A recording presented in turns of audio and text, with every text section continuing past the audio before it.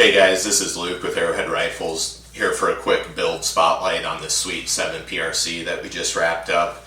Probably the first thing that jumps out at you is the Swarovski DS2 on it. A pretty cool scope. It has onboard range finding capabilities and will give you a ballistic app. The reticle will light up and show you where to hold on the target when it's ranged. We ran it out to about 900 yards the other day and it tracked really well. The rings, it's a 40 millimeter tube on the scope, so we went with American Rifle Company M-brace rings. With the big ejective, the scope sits pretty high, so that drove us to an adjustable comb stock. We went with the Macmillan Game Warden with the adjustable comb. We had Josh over at BMC Customs do one of his rattlesnake patterns on the stock. Because of we got a lot going on with the stock. It's a Brux core on this barrel, that preferred wrap for us.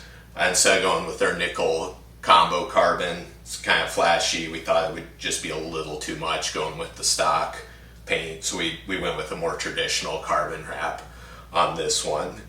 Going back here to the Trigger Tech Diamond 2-stage.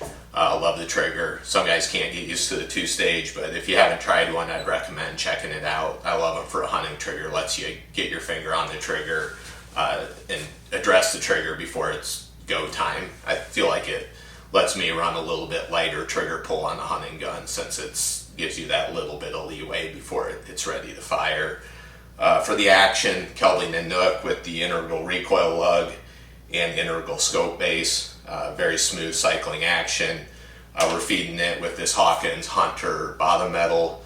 We pretty much use that on all of our builds. Feeds really well with the PRC cartridges.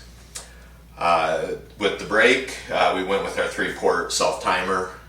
Nice directional brake. Does a good job taking the edge off the recoil. But I think that wraps it up, the key parts for this build. If you have any questions, drop them in the comments below, and thanks for watching.